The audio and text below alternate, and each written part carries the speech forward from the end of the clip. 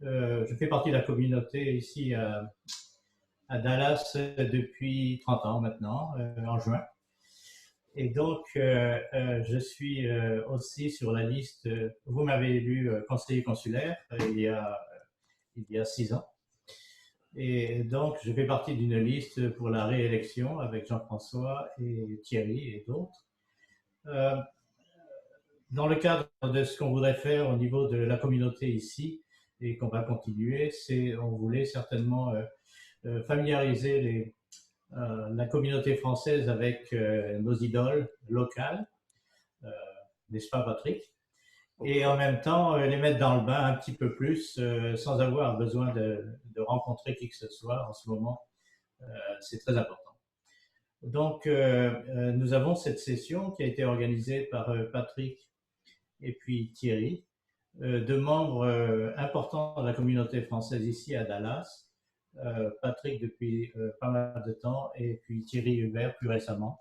Nous avons pensé que ces deux expériences professionnelles combinées pourraient intéresser la communauté ici, surtout les gens qui sont en passe de commencer leur business ou qui ont des velléités d'être entrepreneurs.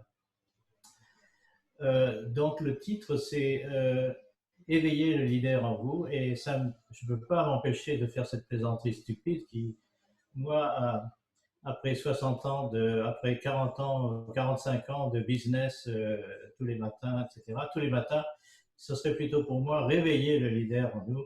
Donc j'essaie de réveiller le leader en moi tous les matins pour continuer à aller de l'avant.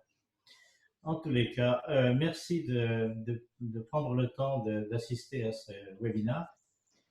Et puis donc, Patrick et Thierry, on vous laisse la scène et le podium. Bon, ok, donc si vous voulez, l'idée était la suivante. Au départ, donc, Bertrand m'avait demandé si je voulais faire ça. Bien sûr, il n'y a pas de problème, mais je trouve que c'était plus sympa de le faire à deux, parce que à deux, d'abord, on fait des interactions, et on est très dans les interactions en ce moment sur un projet qu'on est en train de développer. Et donc, ça sera plus intéressant. Et deuxièmement, l'idée, c'était en fait que ce soit plus un échange, conversation et tout sur ce qu'on a appris. Parce qu'il y a beaucoup de choses qu'on a appris. Moi, personnellement, bon, j'ai fait Subdeco Paris. Après ça, par accident, je suis rentré chez Johan Robicam comme chef de pub. Et puis là, je ne me sentais vraiment pas bien dans ma peau parce que c'était sous la pression enfin, de Procter & Gamble. J'avais des clients américains, les Procter & Gamble, Brandt Xerox, R.J. Reynolds, Johnson & Johnson, j'avais des Américains. Et puis, c'était une pression qui était très forte parce que c'était toujours faire la même chose. C'était vraiment pénible. Et un beau jour, avec Europe 1 et Jean-Claude Decaux, j'ai créé un club pour les publicitaires qui s'appelait CUP, le club contre les ulcères des publicitaires. Ça veut vous dire ce que ça veut dire. Et on faisait des choses absolument incroyables sur le circuit Paul Ricard, où tout le monde conduisait des Formule 2, dans la neige aux arcs. On faisait ça toujours à 300, on faisait sauter en parachute, on faisait des choses absolument incroyables. Bon, et c'est ce qui m'a donné l'idée de dire, bon, écoute, il n'y a pas de limite à rien. Tout est possible et il ne faut surtout pas se dire je ne sais pas le faire. Bon, parce qu'à partir du moment où on dit je ne sais pas le faire, on est bloqué, on n'avance plus. Il faut se dire je ne sais pas le faire, eh bien on va trouver la solution et on va trouver. Donc c'est un petit peu ça qu'on veut partager avec vous, parce que l'histoire de la Madeleine, parce qu'après ça, bon, j'ai fait pendant 10 ans. En fait, j'avais la FNAC, tout ce que la FNAC faisait, les ouvertures de toutes les FNAC, c'est moi qui les faisais. Après ça, il y avait Europe 1, Jean-Claude Decaux, Radio Monte-Carlo, c'était moi qui en faisais beaucoup de choses avec eux. Et puis après ça, avec Chirac, quand il était maire de Paris, j'ai dû faire 200 réunions, y compris celle avec le pape quand il est venu, Jean-Paul II est venu à Paris, où j'ai fait plusieurs réunions avec le pape, qui étaient des choses absolument extraordinaires, parce que j'étais avec le pape Jean-Paul II pendant 3 jours, et c'était étonnant. Et on faisait des choses extraordinaires. Bon. Puis un beau jour, il y a quelqu'un d'Oklahoma City, qui m'a dit, mais on voudrait que tu organises des rodéos en Europe. Bon, alors les rodéos en Europe, je me suis dit, non, ça ne va pas aller. Puis après ça, il m'a dit, ben, je voudrais que tu crées Billy Bob à Paris, à Londres, à Berlin. J'ai dit, non, ça ne marchera pas non plus. Et puis, il voulait absolument faire quelque chose entre le Midwest et puis la France. Alors, je lui ai dit, ben, écoute, la bouffe est tellement, je ne vais pas dire ça dans ce terme-là, mais enfin, tellement dégueulasse à Oklahoma City qu'on va amener la bonne bouffe. Bon, alors on a décidé que j'allais chercher un boulanger, Lui, il mettait les sous. On faisait ça à Dallas parce que c'était mieux comment dirais-je, qu'à Oklahoma City. Et puis, il se trouve que moi, je n'arrivais pas à trouver de boulanger parce que j'ai tous allé les voir, les Poilâne, les Paul, les Leduc, je suis allé voir tout le monde, mais personne à l'époque ne voulait le faire. Et puis, je me suis retrouvé tout seul.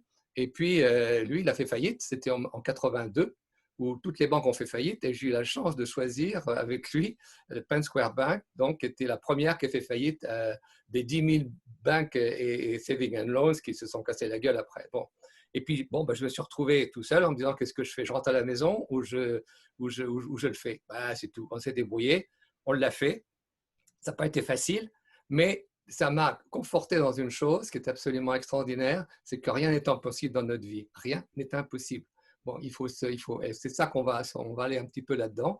On va voir un petit peu comment les choses se présentent. Et j'aurais bien aimé qu'on me dise avant ça ce qu'on va échanger ensemble, parce que ça aide énormément.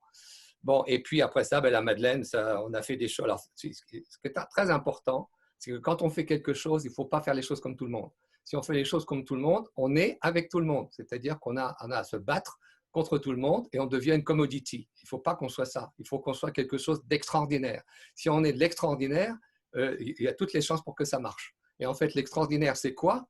C'est de faire quelque chose qui apporte de la plus-value, une très bonne plus-value aux personnes à qui on s'adresse. Alors, par exemple, les clients, mais aussi le personnel. Donc, c'est ça, en fait, qui est la chose importante. On va revenir là-dessus tout à l'heure. Alors, voilà, bon, maintenant, je suis là. Et ensemble avec, j'ai monté d'autres trucs ici. J'ai monté avec ici l'association qui s'appelle Kid Vision for Life, pour les enfants qui ont des problèmes de vision. Et puis là, on en a créé une autre. Et puis, avec Thierry, et c'est pour ça que Thierry est là, c'est récent, hein, parce qu'on s'est rencontré, Thierry, vraiment sur ce projet, il y a 3 mois, ou 2 mois, 3 mois, 4 mois. Oui. Et tout de suite, il y a eu un fit. Il y a eu un fit extraordinaire, parce qu'on est partis tous les deux dans le même sens, et qu'on est en train de développer quelque chose maintenant, enfin en 2 mots, c'est aider les municipalités américaines du Texas, et peut-être d'autres, d'accord, à en fait redynamiser leur image en faisant des événements qui soient très à la pointe, très on the edge de tout ce qui est virtuel, de tout ce qui est la nouvelle technologie actuelle, donc pour communiquer ces messages. Et en fait, avec des storytelling, avec toute la technologie qu'on a, parce que ça fait 2 ans et demi que je me balade dans le monde entier, aussi bien virtuellement que physiquement, pour trouver ça. Et ça, c'est un cas de figure extraordinaire parce qu'on arrive à sortir, on vient juste de sortir d'une réunion de brainstorming d'ailleurs cet après-midi, et on arrive à sortir des idées qui sont absolument fabuleuses. Bon, alors donc, c'est pour ça que Thierry est là, parce que je crois qu'ensemble, on peut partager beaucoup de choses. Alors, Thierry, maintenant, je vais te laisser toi raconter ton histoire, et puis après ça, on va voir un peu comment on peut échanger des idées. Tu es gentil, Patrick. Et c'est vrai que ça fait pas très longtemps qu'on travaille ensemble et on s'apprécie énormément. Donc, moi, Thierry Hubert, à Dallas depuis maintenant 3 ans, parcours aussi complètement dans l'innovation, dans le leadership, dans l'entrepreneuriat en tant qu'entrepreneur. Mais tout démarré, en fait, quand je suis français, de parents français. Et papa est décédé quand j'étais très jeune et maman a décidé de venir en Amérique du Nord. Quand j'étais petit, j'ai passé toute mon enfance entre la France et le Canada, particulièrement Montréal. Et une grande partie de mon éducation a été faite aux États-Unis et au Canada. Au début, j'avais commencé tout simplement en chimie organique, je voulais aller en médecine et je suis tombé en amour avec l'informatique et j'ai développé sur un système avec une cassette branchée sur la télé et tout ça, un système où je pouvais calculer les formules de molécules organiques en diastéréoisomères et en antiomères avec des représentations, diagrammes de Lewis, à l'âge de, je devais avoir 17 ans. 16-17 ans, et donc le parcours a complètement changé. J'ai commencé à travailler, à prendre de l'initiative très jeune, à apprendre à programmer sur les systèmes d'IBM ayant 18 ans. Et pousser mes études sur le sujet, sur l'informatique, et monter des entreprises, et une entreprise très très jeune d'ailleurs que j'ai revendue. Je suis allé à Toronto, de Montréal à Toronto, et j'ai travaillé pour Pricewaterhouse. Mais avant de travailler pour Pricewaterhouse, je travaillais pour le Parti libéral d'Ontario et j'ai développé le premier système de gestion des levées de fonds et du recensement des donneurs et des activistes politiques sur un système en RPG2, s'il y en a d'entre vous qui connaissent le système d'IBM, très jeune, et je gagnais bien ma vie. J'ai monté ma première entreprise, je devais avoir 21 ans. et que j'ai d'ailleurs revendu 6 mois après pour la gestion justement de membership, et j'ai travaillé après ça pour Pricewaterhouse, l'Université de Toronto, et avec Pricewaterhouse déployé aux États-Unis, travailler étroitement en recherche et développement avec Lotus et faire mes études à MIT dans justement l'impact des technologies de collaboration et de télétravail. Imaginez-vous, en 1988-89, hein, parce qu'on développait les premières technologies à l'époque, avant même l'Internet, on utilisait avec Lotus Notes, c'est le même type de principe, et l'impact que ces technologies pouvaient avoir dans la culture de l'entreprise, dans l'échange des pouvoirs, dans la hiérarchie, dans la collaboration. Et j'ai monté, après MIT, une entreprise qui s'appelait The Human Interface Group, qui a été rachetée en 1994 par Lotus pour développer l'Institut Lotus qui était voué au Distance Learning, Knowledge Management, et Lotus a été racheté 1 an après par IBM. Et j'avais des clients en Europe parce que je parlais français, j'étais à Cambridge, au Massachusetts. Donc, j'avais déjà vendu 2 entreprises, une ayant 21 ans, 22 ans, une deuxième ayant 27 ans, 28 ans à Lotus, et par la suite, rachat par IBM. D'accord ? Donc, j'ai vécu dans plusieurs niveaux, au niveau académique, mais au niveau entreprise, ayant démarré quelque chose par moi-même à Toronto, l'ayant vendu, ayant travaillé pour le gouvernement d'Ontario, ayant travaillé pour Pricewaterhouse dans l'innovation, et c'est un des sujets dont on va parler plus tard.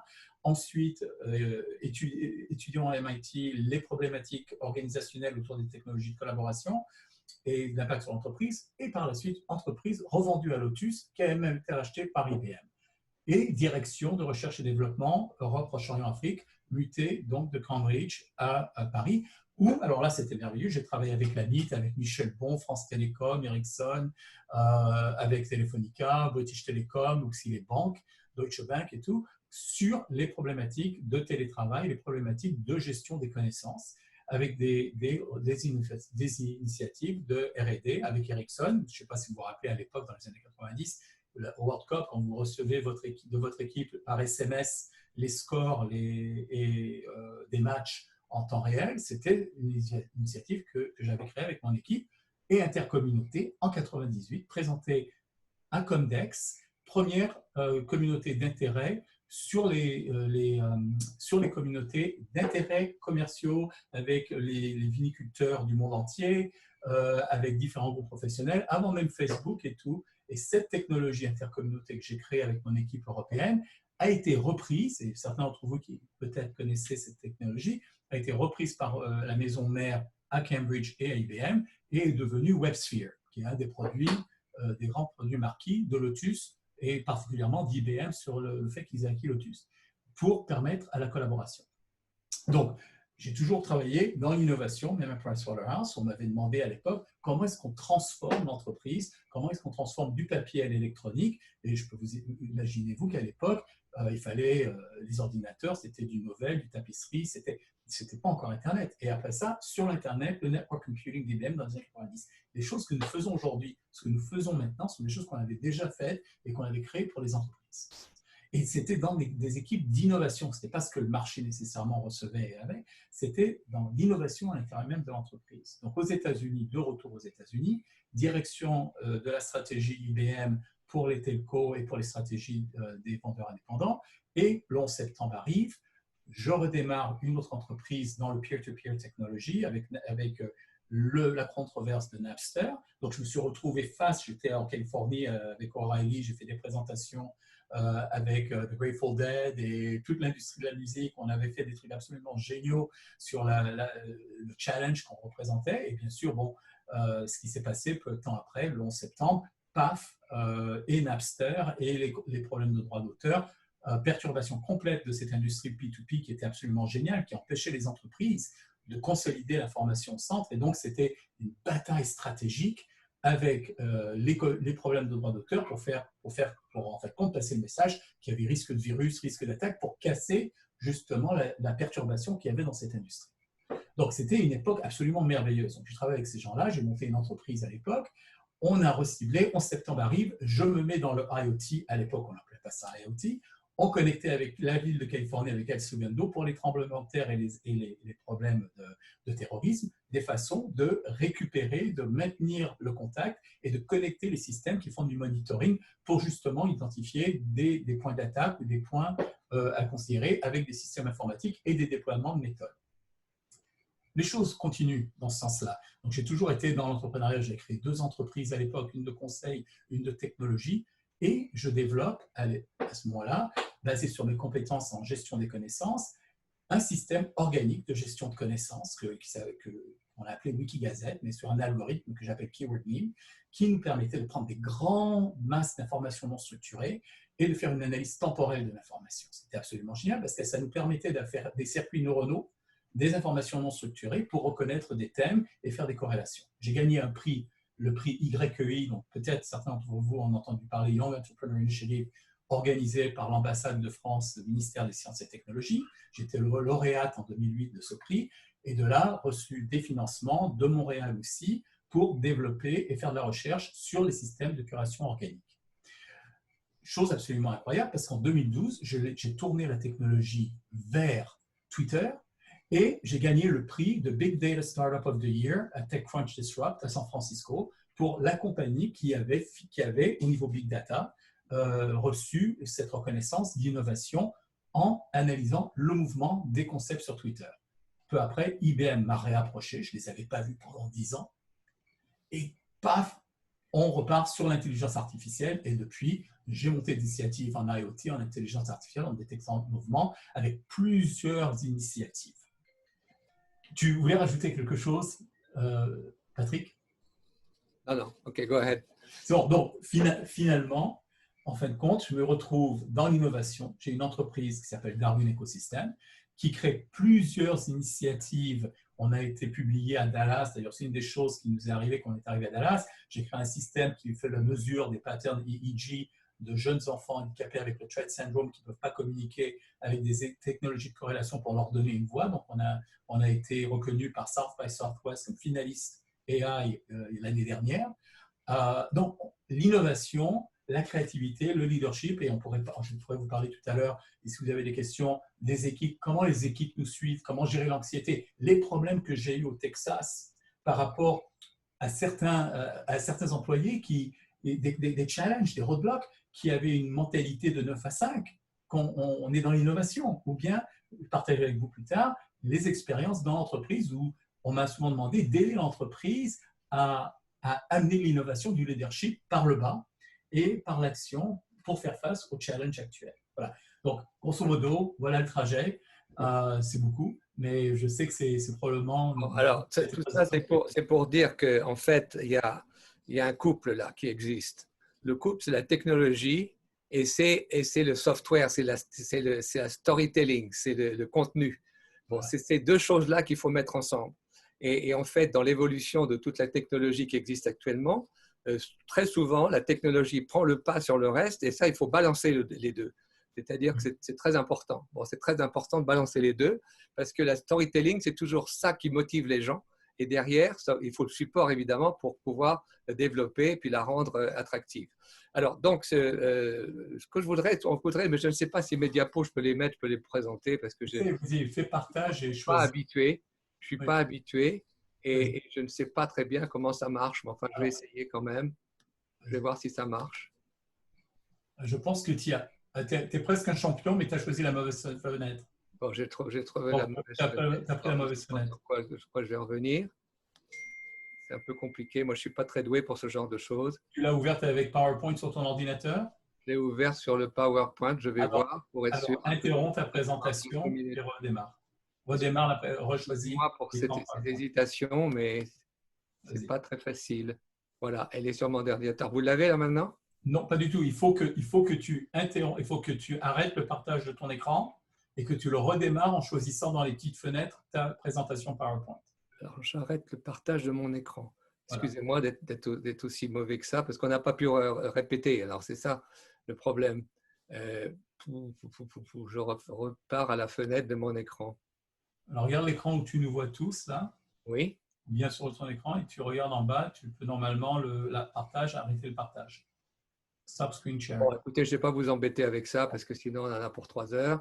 Je vais vous lire les slides et puis c'est tout. Bon, je vais vous les lire, ça sera plus simple. Alors, voilà. Bon, alors, simplement, la chose est la suivante. C'est que, en fait, je vais prendre la question d'une façon un peu différente de tout le monde. On a un copain commun que beaucoup connaissent ici, qui est, en fait, comment dirais-je, un professeur à UTD et aussi à Hong Kong, et lui qui manage le risque. Alors, j'ai eu une conversation l'autre jour qui était assez étonnante parce que dans sa conversation, c'était nous, on gère d'abord, on manage le risque. C'est le risque qui conduit en fait la façon dont on se développe, la façon dont on évalue les choses. Et moi, je lui ai dit, mais non, pas du tout. Parce que si on évalue les risques, ils vont bloquer parce que ce n'est pas les risques qui vont nous aider à avancer. Et moi, j'ai utilisé un autre mot, c'est le mot love, le mot amour. Je vais dire, est-ce que si on aime quelque chose, si on aime quelqu'un, eh bien, c'est un done deal. C'est quelque chose qui va nous motiver. D'ailleurs, love, il y a le mot move, le L est remplacé par le M, et ça veut dire move, c'est-à-dire qu'on y va. Bon. Alors, donc, si vous voulez, et quand on regarde bien, il y a quelqu'un qui a dit, vous connaissez très bien, just do it. Moi, je sais, just love it. Bon, à partir du moment où vous aimez quelque chose, c'est fait, parce que vous avez tellement envie que ça se passe que vous allez le faire. Bon.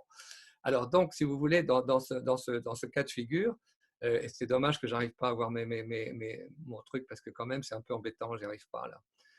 Je vais faire ça. Voilà, je vais faire ça, je vais les prendre ici. Alors, si vous voulez, donc, la charte que j'avais là, elle dit « I'm a leader ». I'm a leader, parce que je suis un leader. Et si je suis un leader, d'ailleurs, tout le monde… On voit ta présentation maintenant, je te signale. Vous la voyez. Bon. Donc, va sur ton slide, c'est bon, on le voit. Bon, ben, d'accord. Alors, donc, dans votre présentation, si tu veux. I'm a leader. Alors, si je dis I'm a leader, c'est-à-dire que, voilà, on va faire ça. Voilà, I'm a leader. Alors, leader, ça veut dire quoi? Ça veut dire que j'aime. Ça veut dire que j'ai la volonté, je veux le faire. Parce que l'amour, ce n'est pas uniquement un truc qui vole comme ça dans l'air et puis qu'on s'accroche à lui. Non, il faut avoir la volonté d'aimer et il faut avoir la volonté de continuer à aimer. C'est ça qui est important. Enfin, je ne veux pas vous donner des secrets de ma vie, mais enfin, ça fait 52 ans que je suis avec la même femme. Eh bien, c'est extraordinaire. Parce que tous les jours, si j'ai la volonté de l'aimer, ça marche. Si je n'ai pas la volonté, c'est foutu. Bon, surtout avec celle-là. Bon, ensuite, I listen. Bon, parce que plus vous écoutez, plus vous apprenez les choses, plus vous imprégnez de tout, et c'est ça qui est extraordinaire. D'ailleurs, il y en a un qui a écrit quelque chose que j'aime beaucoup, il y en a un que je vais citer un peu là aujourd'hui, c'est Karl Lagerfeld. Parce que Karl Lagerfeld, il dit des choses assez extraordinaires. Il dit la chose suivante, j'essaie de le retrouver. Moi, je parle d'éponge, mais lui, il parle d'autre chose. Où est-ce que je l'ai? Excusez-moi, je suis un peu lent à le retrouver. Bon, l'éponge, il est l'éponge la plus créative du monde. J'adore ça. Bon, ça c'est superbe. Bon, c'est-à-dire que plus on écoute, plus on va devenir créatif parce qu'on va avoir des idées, on va pouvoir se positionner, on va pouvoir évaluer les choses et on va pouvoir progresser beaucoup plus vite. Ensuite c'est I adapt parce que si je ne m'adapte pas, ben, je vais être bloqué dans mon coin, je n'irai pas très loin. Ensuite, c'est I create, parce que si je fais tout ça, je vais devenir créatif. Ensuite, c'est I surprise, parce que plus je crée, plus je vais créer la surprise sur les autres, plus je vais gagner les talents. Parce que tout seul, je vais accomplir quelque chose, mais avec les gens que je vais attirer à moi, et en fait, c'est pas moi qui l'ai attiré, on s'est attirés tous les deux, mais Thierry, c'est superbe. Ensemble, on fait des choses que je ne pourrais pas faire tout seul, et peut-être que lui… Je suis sûr qu'il le ferait tout seul, mais on en fait plus. Non, c'est pas vrai, c'est pas vrai. On en fait plus. Toi aussi, je t'aime. Voilà. Donc, c'est de gagner les talents autour de nous, c'est-à-dire les gens. Alors, c'est ce qui est le plus difficile à faire. C'est de savoir les sélectionner, savoir les choisir, disons choisir plutôt, savoir les choisir, d'évaluer qui ils sont, est-ce qu'ils ont le potentiel, et puis après ça, c'est de faire tout ce qu'on peut pour qu'on aide ces talents en fait à être ce qu'ils sont, de donner le meilleur d'eux-mêmes, d'apporter leur contribution. Ce qui veut dire qu'ensuite, ça a accomplish, et après ça, à jackpot, parce que j'arrive au truc où c'est superbe, j'ai réussi ce que je voulais. Voilà. Alors voilà, si vous voulez, le leader, un peu la démarche d'un leader. Alors maintenant, on va aller un petit peu plus loin. Alors, c'est la joie d'aimer. Alors, on parle de joie de vivre. Nous, à la Madeleine, on parlait de la joie de servir, et j'appelle la joie d'aimer. Bon, c'est la joie d'aimer, on va voir plusieurs joies qui vont venir derrière. Alors, j'aime qui? J'aime mon environnement, j'aime le people, Mais il y a une chose que j'ai oubliée ici, c'est je m'aime moi-même. C'est très important parce que si je me sens plus bien dans ma peau, si je me sens bien et tout ça, je vais pouvoir en fait donner le meilleur de moi-même. Si je ne suis pas, d'abord, je ne vais pas donner le meilleur de moi-même parce que je vais avoir des casseroles derrière moi. Et puis, deuxième chose, les autres, comment est-ce qu'ils peuvent m'apprécier? Comment est-ce qu'ils peuvent m'aimer si moi, je ne m'aime pas moi-même? Donc, ce n'est pas de l'arrogance, hein, ce n'est pas de l'égoïsme ou n'importe quoi, mais c'est simplement d'être bien dans sa peau. Et plus on est bien dans sa peau, plus les choses se passeront comme ça. Et puis, c'est d'aimer les people. C'est d'aimer les gens. Si on n'aime pas les gens, c'est vachement difficile, en fait, de pouvoir progresser et de pouvoir attirer tous ces gens pour vous aider. Alors, donc, il faut gagner les gens. Il faut trouver les moyens de les gagner. Alors, pour les gagner, il faut leur donner quelque chose. Bon, mon père était exploitant agricole en Touraine. C'était fabuleux. C'était un beau château avec une grosse ferme et tout ça. Mais qu'est-ce qu'on fait? On donne d'abord à sa terre pour pouvoir avoir une bonne récolte. On ne va pas dire à la terre, démerde-toi pour me donner une bonne récolte si on ne donne rien à sa terre. Bon, même chose avec un enfant. Alors, qu'est-ce qu'il faut faire? C'est give first. Il faut d'abord donner et non pas attendre. Quand j'entends des gens qui disent give back, bon, c'est très bien de give back.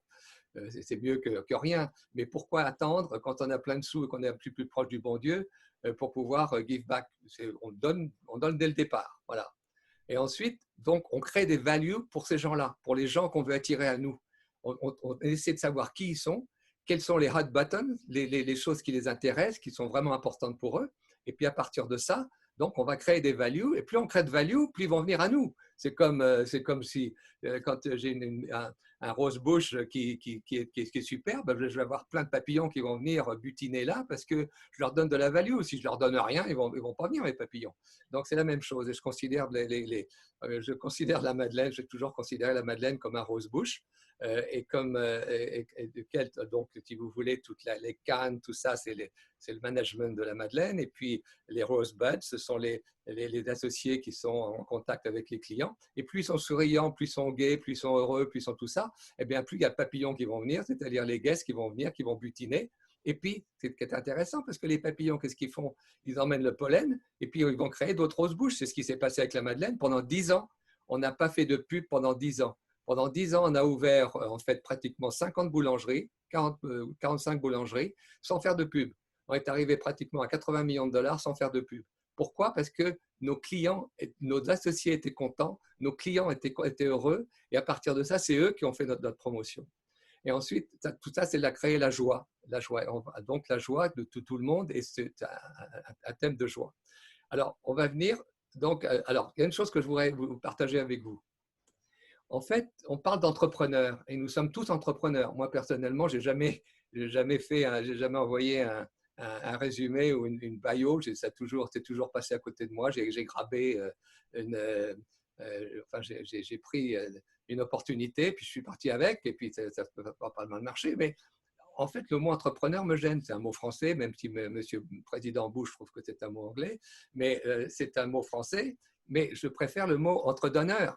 Parce que c'est là où en fait, on dit quelque chose, on crée quelque chose, on donne quelque chose et non pas on va prendre quelque chose. Parce que si on veut d'abord prendre quelque chose, on n'ira pas très loin. Bon, ça c'était une petite remarque. Ensuite, alors, l'optimisme universel, c'est-à-dire qu'on doit être optimiste universel, que ce soit horizontal ou vertical. Quand je dis horizontal ou vertical, c'est-à-dire optimiste là où on est, mais là aussi où on n'est pas. Dans des secteurs qu'on connaît bien, mais dans des secteurs qu'on ne connaît pas non plus. Parce qu'il faut toujours saisir en fait les opportunités quelles qu'elles soient. Les évaluer, bien sûr, et après ça, ne pas les laisser partir. Bon, c'est comme ça que la Madeleine a été créée, c'est comme ça que tout ce que j'ai fait avec la FNAC, Europe 1 et tout ça s'est passé, parce que j'y connaissais rien. Chaque fois, j'y connaissais rien. J'ai appris sur le tas. C'est ça qui est important. Bon, alors, les problèmes sont des roadblocks. Et les roadblocks, les problèmes et les roadblocks, ce sont en fait des challenges. Il ne faut pas les voir comme des problèmes.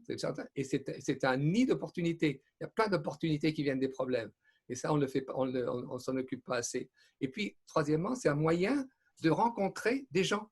C'est un moyen de rencontrer des gens quand on est dans des situations difficiles, ou dès qu'on prend des opportunités, on rencontre des gens et des gens fabuleux. Alors, je vais vous montrer 2-3 choses et ça nous permet de créer. Bon, alors je vais revenir aux gens tout de suite. Bon, celui-là, c'est un monsieur qui était extraordinaire, qui s'appelait Stanley Marcus. Peut-être que certains d'entre vous se rappellent de lui, bon, parce qu'il est parti il y a déjà un certain temps. Mais j'ai eu la chance de le rencontrer. Je ne savais pas qui c'était. Je ne savais même pas qu'il était le fondateur de Neiman Marcus, qu'il était le pape de la distribution en fait, des grands magasins et tout, qu'il avait une aura absolument fabuleuse, qu'il connaissait tout le monde. Avec un coup de téléphone, il m'a fait des choses extraordinaires. Un seul coup de téléphone et j'ai eu la première Madeleine, c'est comme ça que je l'ai eu, sinon je n'aurais pas pu l'avoir. Bon, à Mockingbird. C'était extraordinaire.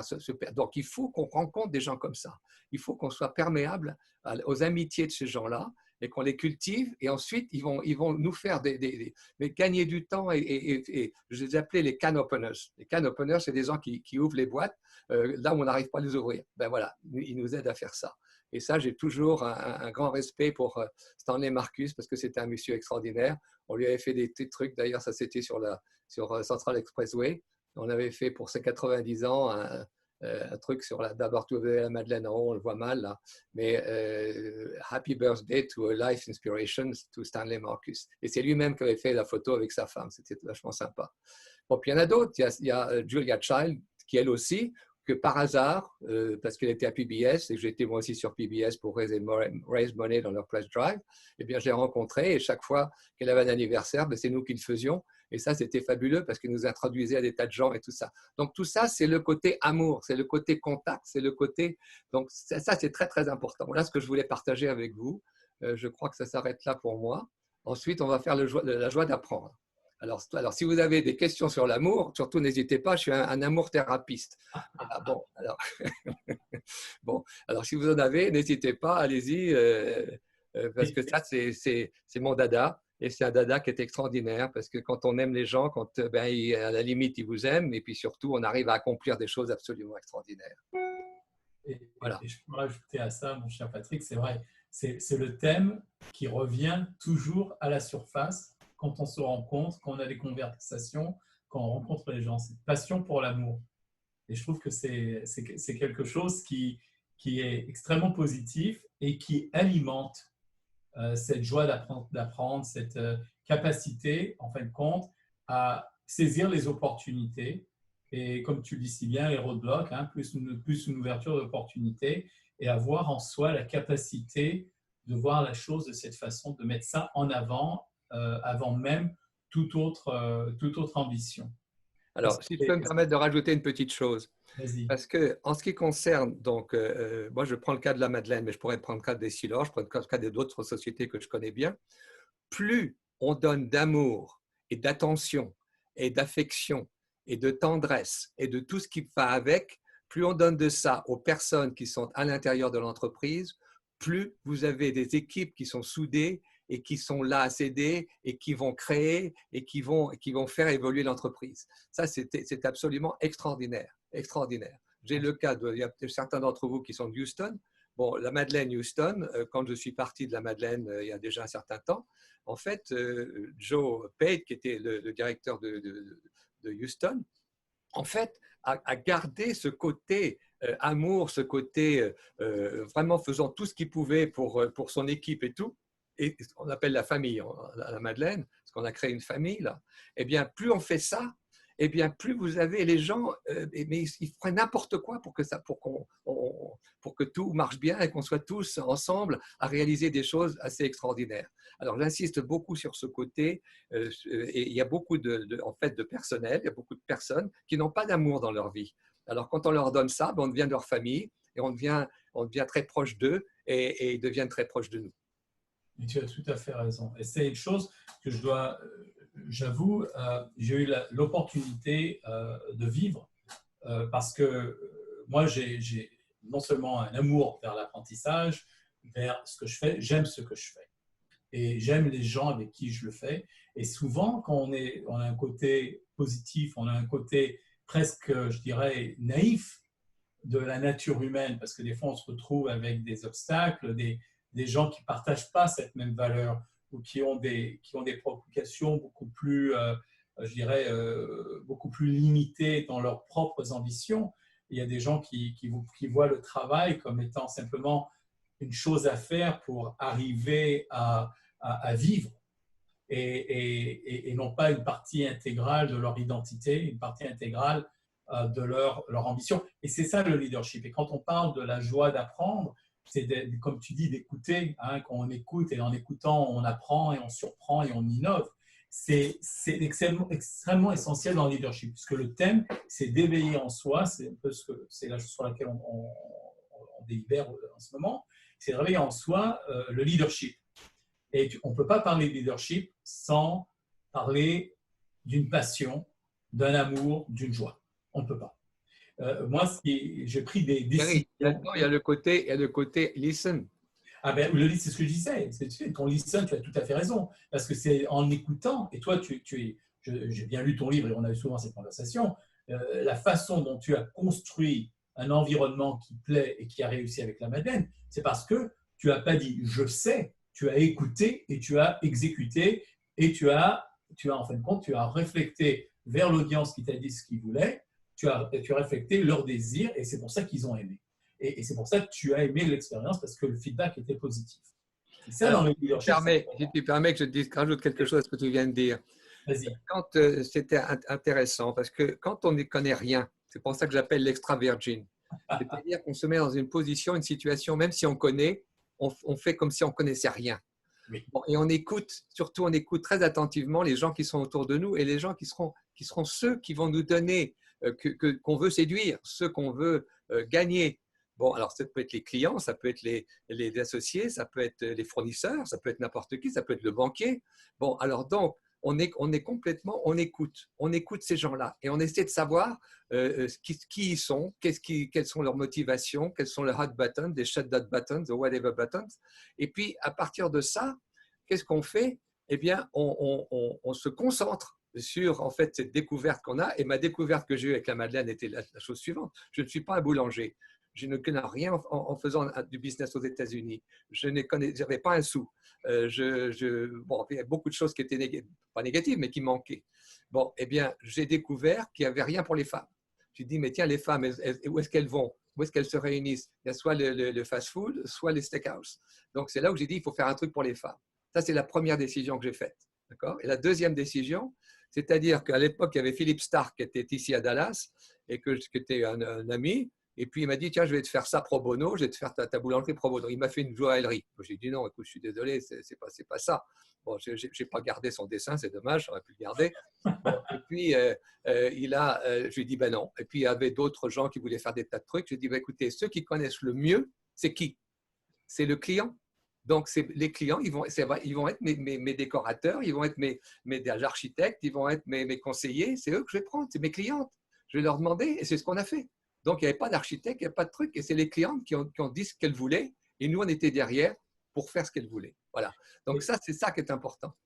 Et tu as tout à fait raison. Et d'ailleurs, tu as mentionné auparavant, une des choses que je préconise énormément dans l'innovation, c'est le fait qu'une nécessité est une nécessité à l'innovation.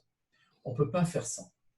Et c'est extrêmement important parce que justement, si tu te retrouves avec des challenges, si tu te retrouves avec des obstacles, ça te force à penser, ça te force à écouter. Et on le voit bien aujourd'hui avec la crise qui est en train de se passer. Je suis extrêmement occupé. Pourquoi? Parce que j'ai plein d'opportunités qui se présentent, qui rappellent certaines compétences et certaines expériences du passé sur les challenges du télétravail et ainsi de suite, ou bien dans l'innovation avec IBM aujourd'hui pour aider le CDC. Donc, je me retrouve actuellement dans une abondance, et c'est ça qui est merveilleux, parce que tu as tout à fait raison.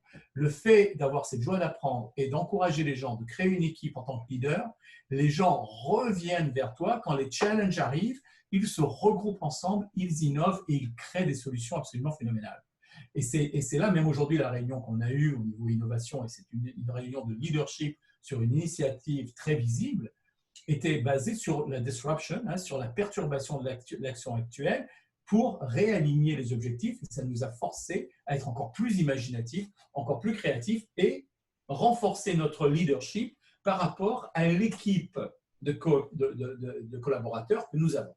D'accord? Et ça, c'est quelque chose qu'il faut retrouver. Donc, dans la joie d'apprendre est extrêmement importante. Et une des choses dont je voulais parler, et je pense qu'il faut aussi qu'on prenne l'opportunité de répondre à quelques-unes de vos questions, à partager avec vous nos expériences. Je vais vous donner une anecdote, une chose assez amusante qui s'est passée. La compagnie Sanofi, pharmaceutique française, j'étais à Boston et je connais très bien le vice-président de la DRH de Sanofi et il voulait absolument implémenter un esprit d'entrepreneur un esprit d'innovation à tous les échelons de leur entreprise. Si bien qu'ils ont créé des workshops et on m'a demandé, on m'a dit Thierry, tu es un innovateur, tu as fait la R&D dans les grosses boîtes, tu as tes propres entreprises. Je leur proposais, j'avais fait une technologie innovatrice avec eux. Oui, est-ce que tu peux venir pour faire partie d'un forum pour parler de l'innovation, comment avoir cette mentalité d'innovation. Et comme je vous l'ai dit, la nécessité est une nécessité à l'innovation et au leadership. Et j'avais l'impression, et c'est là la chose amusante, ce que je lui dis, j'ai l'impression d'être le mouton que Marie-Antoinette a amené à Versailles pour montrer à ses amis qu'elle connaissait beaucoup à la ferme, à l'élevage. Et je lui ai dit, tu m'amènes dans cet environnement où beaucoup de tes employés n'ont pas de nécessité apparente, n'ont pas une culture qui leur permet de dire, je peux innover, j'ai la liberté d'innover, et si j'innove, je ne prends pas de risque. Et c'est là le vrai défi. Dans les entreprises aujourd'hui, celles qui devraient et pourraient et ont un devoir d'innover, particulièrement aujourd'hui, la culture a été telle que beaucoup d'employés ont peur de présenter une innovation parce que déjà, ils deviennent visibles. Et en devenant visibles, ils ont peur que si l'innovation ne réussit pas, ça va à l'encontre, ça va leur faire du tort. Et ce qui est tout à fait faux. Ce que l'on observe dans l'entreprise, c'est que l'employé qui cherche à innover, sauf, et là, c'est des problèmes politiques qui reviennent, sauf si son manager se sent intimidé par son idée, c'est comment justement travailler sur ces challenges, comment est-ce qu'un employé peut avoir un leadership sur l'innovation, sur une idée, sans être menaçant, en lui-même, et là c'est la pratique de Patrick qui m'intéresse, en lui-même exposant une passion et un amour du projet, en incluant son manager, en devenant une ressource importante et donc en servitude, prendre le leadership. En servitude, d'amener la solution, prendre le leadership et créer une nouvelle relation qui est beaucoup plus saine, beaucoup plus intelligente.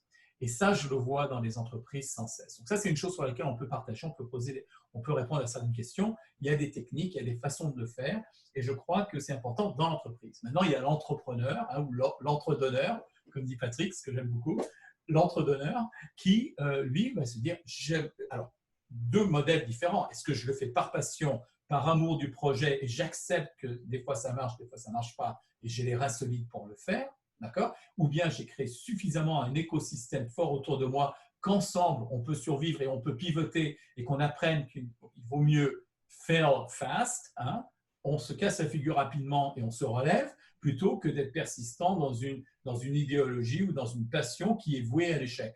Comment mesurer ces choses-là? Et donc, pour un entrepreneur qui prend des risques, qui joue avec l'argent d'autres, ou qui met son propre argent dans le système, il a besoin déjà d'avoir une valeur, comme Patrick le disait, rosebush, un rosier. Est-ce que j'ai vraiment créé un rosier? Est-ce que je peux montrer que les gens vont venir?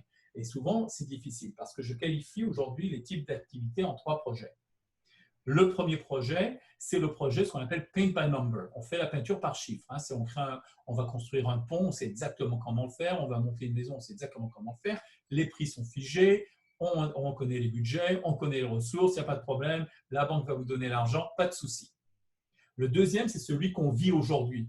C'est ce qu'on appelle le fog, le projet brouillard. Et le projet brouillard, quelque chose nous tombe dessus, on ne sait plus quoi faire, on ne sait pas ce qui va se passer et on tâtonne partout pour voir qu'est-ce qu'on peut faire, qu'est-ce qui a changé notre environnement. On va gérer ça parce que la définition du succès aux États-Unis, c'est de boredom. Ce n'est pas nécessairement d'innover, c'est d'être sur une courbe de croissance tout à fait stable et raisonnable qui nous permet de dire que tout va bien sans perturber cette courbe.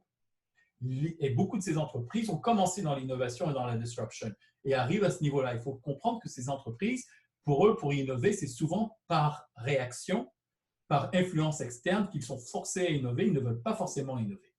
D'accord ? Et le dernier projet, celui où beaucoup d'entrepreneurs ou d'entrepreneurs se lancent, c'est le quest. C'est la mission, c'est d'aller en quest, c'est le Holy Grail, c'est de dire je sais exactement où je veux aller, là-bas il y a le trésor, et on va passer les montagnes, on va passer les loups derrière les arbres, on va créer des ponts, on ne va pas créer, on ne crée pas un pont. Allez, on fait tomber un arbre et on passe l'arbre parce qu'on ne va pas repasser par cette rivière et on va vers notre objectif. Hein. Ça, c'est le Quest Project, c'est le plus excitant, c'est celui qui a le plus d'aventures, le plus de mystères, mais on sait qu'on va aller au sommet de cette montagne et que là, eh bien, il y a le rosier qui nous attend. D'accord? Donc, c'est les 3 types de projets. Et donc, dans le leadership, on a un leadership différent dans tous ces projets et il y a des sous-projets dans lesquels on peut embriquer l'un ou l'autre et les interposer. Voilà. Et Donc, ça, c'est quelque chose, en fait, qui implique tout le monde. oui, C'est ça qui est vachement important. C'est que absolument. pas simplement le leader qui s'occupe de ça. Le leader, il est là pour aider tout le monde. D'ailleurs, je voudrais dire quelque chose sur le leader. Vas-y. Le leader, c'est ce que j'ai appris quand j'étais à Johan Rambicam, c'est qu'on m'a dit 2 choses. Excusez-moi de la terminologie, mais ce n'est pas moi qui l'ai dit, c'est Bill Tragos qui était mon patron à l'époque. Et Patrick, put your balls on the table. Okay, chaque fois que j'allais voir Procter & Gamble, c'était tu vas vendre ça, et quoi qu'il arrive, il faut que tu le vendes. Bon, j'avoue qu'il y a des moments où ce n'était pas facile, mais enfin, c'est tout, on y arrivait. Et puis, la deuxième chose qu'il me disait, c'est que tu es le numéro 1, je suis le numéro 2. Je suis là pour t'aider, mais c'est tu es le numéro 1 dans ce que tu fais. Bon, et c'est pour ça qu'on parle du leader qu'on va éveiller en nous et tout ça, parce qu'on a tendance à être des managers. On n'a pas tendance à être des leaders. Et un leader, n'importe qui est un leader. Et je reviens sur quelque chose qui me tient à cœur. Je vous montrerai une diapo tout à l'heure si on a le temps, sinon on verra ça la prochaine fois. Mais je vois à la Madeleine, par exemple, sur les 90 Madeleines qu'il y a, je crois qu'il y en a au moins 35 ou 36 où ce qu'on appelle les general managers, moi je préférais qu'on les appelle general leaders, bon, enfin ça c'est un fait. Donc general lead manager, eh bien il y en a 35 qui étaient busboy, qui étaient prêts ou qui étaient cashers, c'est-à-dire qui sont montés comme ça. Et pourquoi ils sont montés comme ça? Parce qu'on a créé cet esprit de famille dans lequel on était tous là à s'aider les uns les autres et non pas leur dire tiens, voilà un apron, tu vas aller avec ton apron, tu vas travailler dans la plonge. Non, j'allais moi-même dans la plonge avec lui, je me faisais un ami, j'essayais de savoir ce qui se passait avec sa famille, quels étaient ses problèmes de particuliers dans sa famille ou n'importe, quelles étaient les opportunités de ce garçon-là, l'aider au maximum, lui donner tous les outils possibles, imaginables pour qu'il puisse progresser et que, eh bien, il était le numéro 1 dans sa plonge. Et c'était le numéro 1. Moi, j'étais là pour l'aider. Ensuite, qu'est-ce qu'on va faire? Eh bien, il est tellement bon dans sa plonge qu'on va dire maintenant, on va te foutre à la prep. Et puis, on fait la même chose quand il est à la prep. Et puis, après ça, il devient cashier. Puis, après ça, il devient assistant manager. Puis, après ça, il devient general manager. Et c'est comme ça qu'on en a, qui sont les meilleurs de la boîte d'ailleurs, qui sont les meilleurs de la Madeleine. C'est les 35 et en plus, ce n'étaient même pas des étudiants, c'était des garçons ou des filles qui sortaient comme ça du rang. Et c'est fabuleux. Moi, c'est la plus belle réussite, je crois, que j'ai expérimenté, mais que je trouve absolument extraordinaire. Donc, n'importe qui est un potentiel leader. Simplement, il faut les aider. Il faut les aider à être leader. Il faut leur donner les moyens d'être leader. Et le numéro 1 et le numéro 2, ça joue énormément. Ne jamais se positionner, nous, si on est leader en numéro 1 vis-à-vis d'eux, on est numéro 2 vis-à-vis de ce qu'ils font. C'est eux les numéros 1 là où ils sont. Absolument.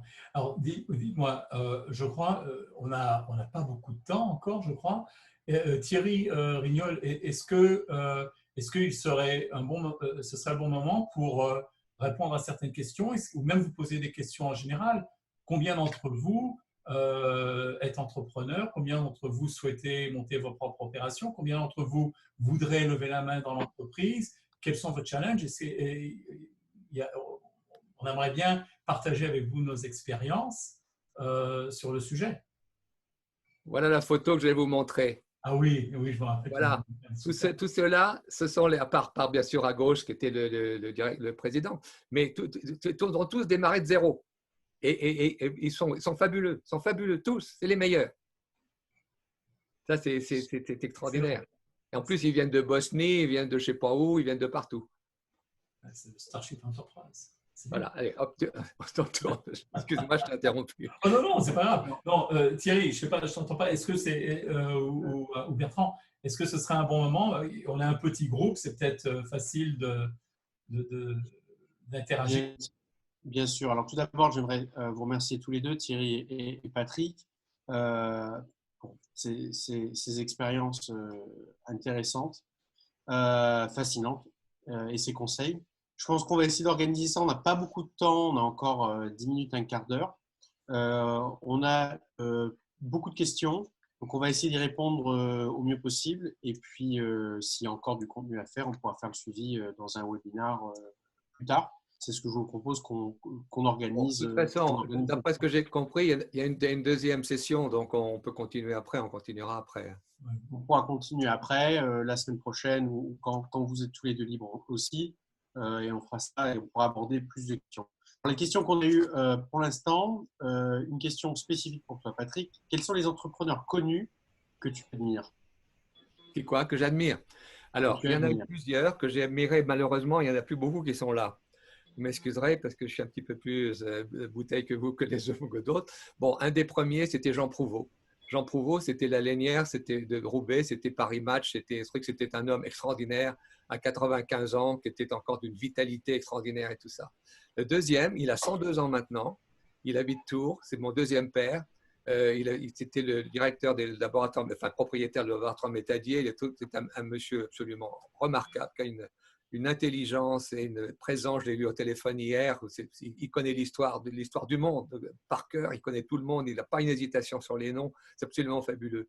Ce sont des gens qui en fait aiment la vie. Ce sont des gens qui partagent en fait, qui partagent beaucoup.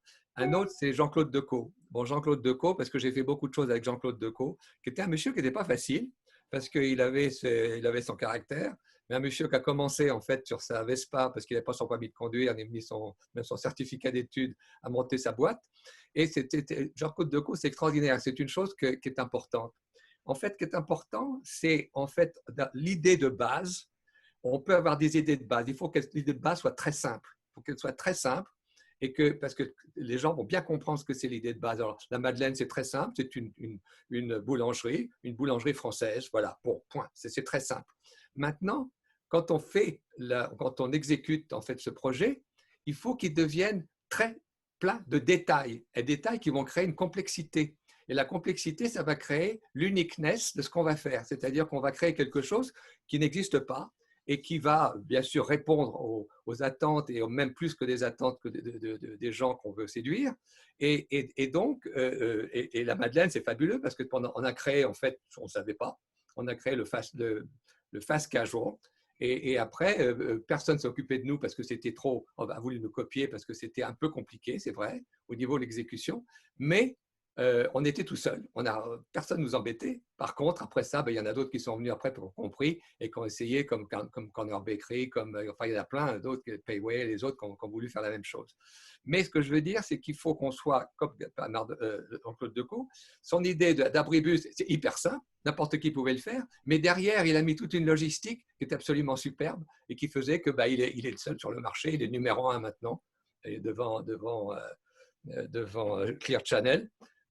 Numéro 1, bon, ils sont très proches, je suis très proche avec eux parce qu'on est comme frères et sœurs, mais c'était très bon. Et puis l'autre, bon, c'était Stanley Marcus, qui était un monsieur extraordinaire, qui avec 2 mots, en fait, soit vous faisiez un praising quelque chose, ou soit tuer quelque chose.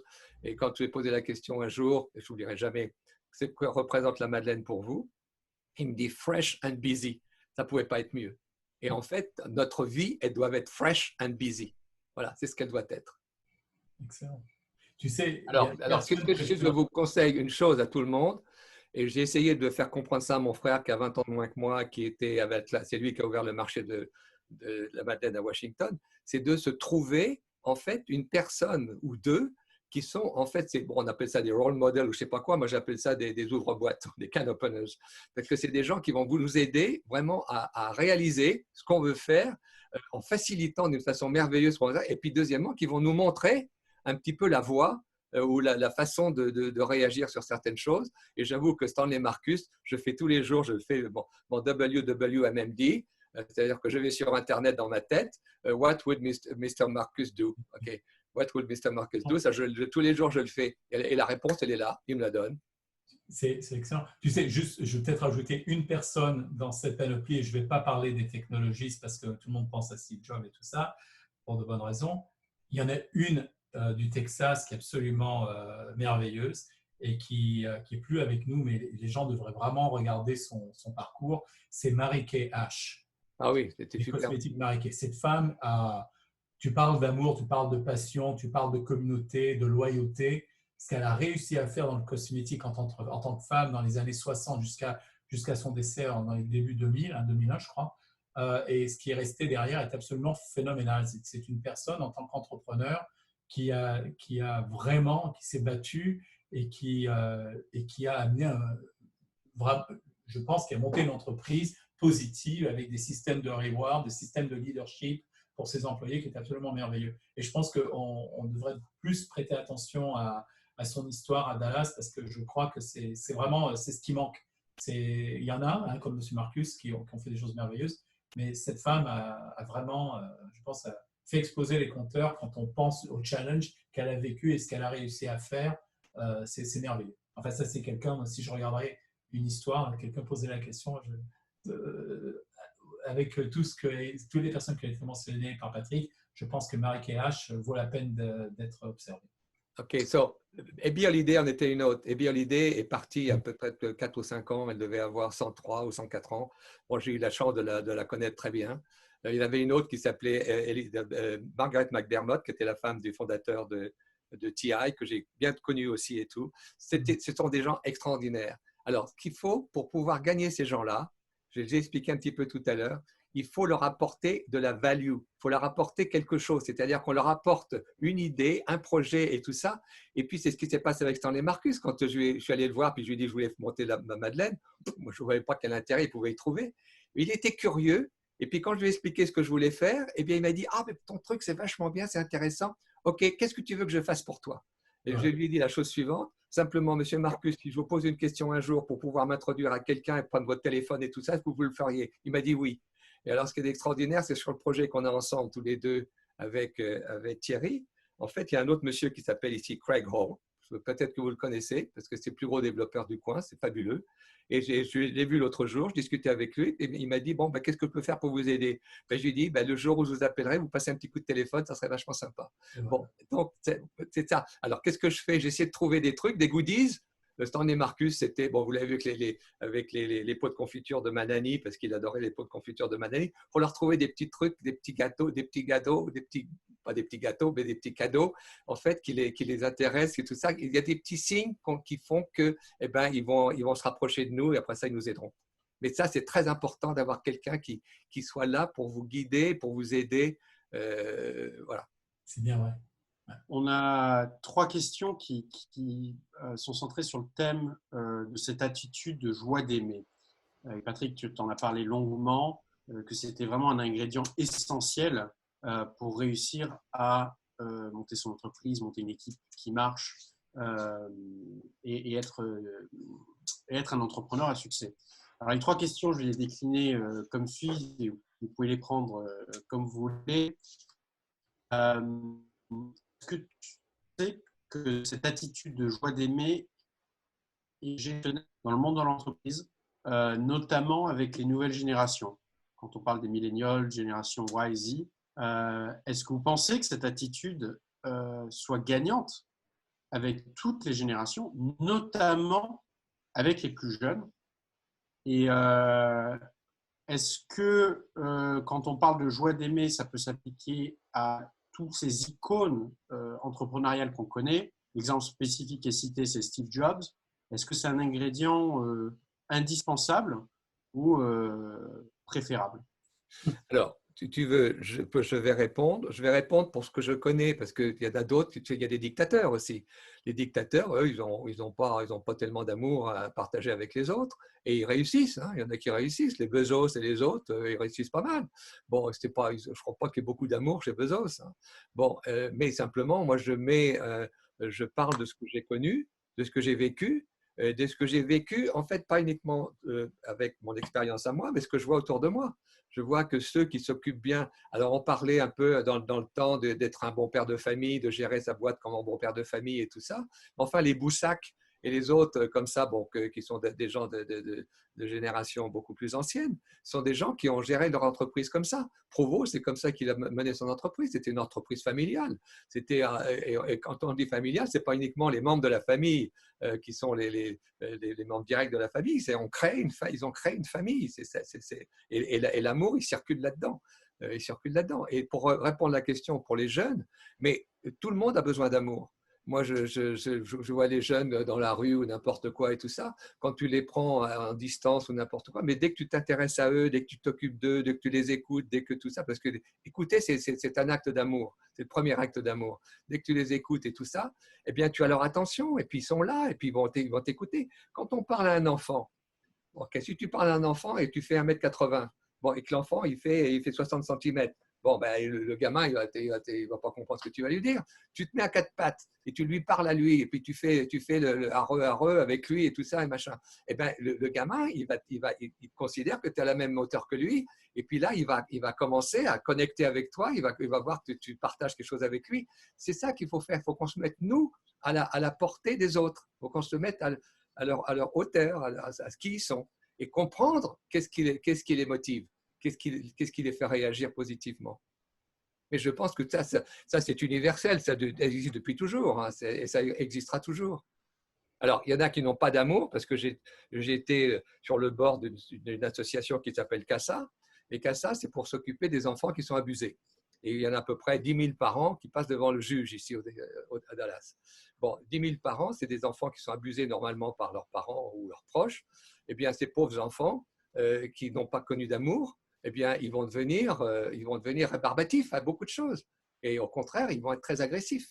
Ils vont être extrêmement agressifs. Et un gamin de 18 ans, un gamin comme ça, il sera passé 18 fois devant le juge quand il arrivera à 18 ans. C'est quand même incroyable. Et quand on sait ici qu'il y a une prison qui s'appelle comment ça s'appelle, Juvenile Detention Center, où il y a dans une vraie prison des enfants de 11 ans à 17 ans qui sont dans des prisons avec les fers aux pieds ou presque. Moi, je les ai vus faire au pied allant au Parkland, à l'hôpital Parkland. Alors, quand vous avez des enfants comme ça, eh bien, oui, il faut leur donner de l'amour, mais ça sera plus compliqué qu'avec ceux qui n'ont pas eu cette situation.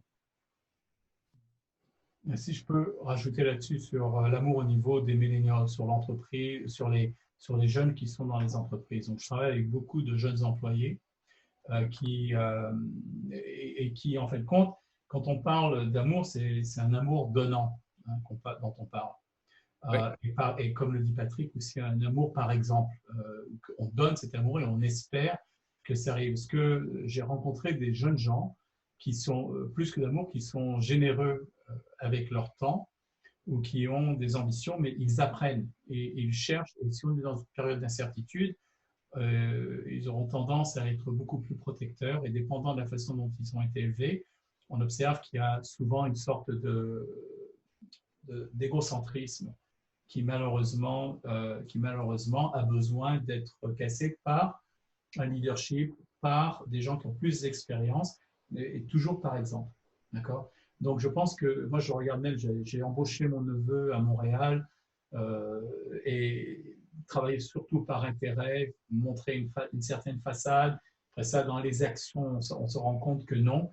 Ce que j'observe, c'est que j'aurais dû faire avec lui ce que j'ai fait avec des jeunes employés, c'est de plutôt le mettre dans des situations où il était capable d'exprimer et d'être récompensé pour agir d'une façon beaucoup plus passionnée, d'une façon beaucoup plus amoureuse de ce qu'il fait plutôt que de penser à sortir avec les copains, c'était l'objectif, et bâcler le travail.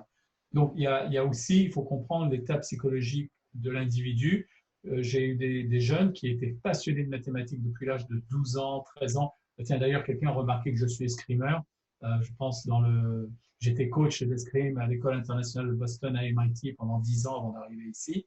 Et donc, j'ai vu des jeunes se développer, certains qui avaient des parents qui les avaient littéralement pourris, qui avaient des grandes difficultés à travailler en équipe, et d'autres qui étaient passionnés et qui, les passionnés en général, avaient une plus grande facilité. Alors, je vais partager une chose que j'ai faite, et je l'ai partagée, je crois, lors d'une présentation sur l'intelligence artificielle, puisqu'on fait l'analyse de personnalité.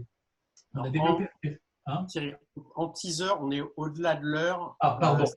Donc, la question. C'est un excellent teaser pour la prochaine. Voilà. Donc en quelques mots, s'il te plaît. En quelques mots, écoute, la question qu'on a trouvée, la majorité des jeunes qui avaient de la passion et en qui on pouvait avoir confiance, en qui on sentait qu'ils voulaient vraiment aboutir à quelque chose, ont tous répondu oui à une simple question par rapport aux autres. C'est une étude qu'on avait faite, qu'on avait analysée. La question, c'était est-ce que vous jouez aux jeux de société, vous avez joué ou joué aux jeux de société en famille? Ceux qui ont dit oui avaient une aptitude beaucoup plus positive, beaucoup plus passionnée que ceux qui avaient dit non. Pourquoi? Parce qu'on s'est rendu compte que ça voulait dire primo que leurs parents étaient impliqués dans leur vie, dans leur éducation, qu'ils avaient appris les règles, qu'ils avaient appris à perdre et à gagner. Et donc, ils avaient on pourrait dire, une expérience de vie beaucoup plus réelle, même avec des petits trous d'entraînement, dans la vie familiale, et que ces gens-là étaient plus prédisposés à réussir et à être passionnés et à être positifs. Tandis que les autres étaient beaucoup plus égoïstes. Ceux qui avaient été livrés à eux-mêmes, jouaient aux jeux vidéo, étaient isolés, ceux-là avaient beaucoup plus de problèmes dans l'entreprise et dans l'innovation et à lever la main quand ils devaient régler un problème. Ils avaient aussi une certitude agressive, ce qui n'était pas le cas avec les autres. Voilà. Merci. Oui. Merci pour ces conseils. Je sais qu'on organisera la suite, donc la partie 2, dans 2 semaines. Merci à tous les deux. Je vais passer la main à Bertrand pour ces quelques mots de conclusion. Je peux me permettre de dire quelque chose? Est-ce qu'il est possible que vous envoyiez vos questions avant? Comme ça, on va s'adapter, nous, pour répondre à pour la prochaine fois, répondre vraiment à vos préoccupations. Ouais. Bien sûr. Juste une réflexion. Bon, je suis aussi entrepreneur depuis 30-40 ans.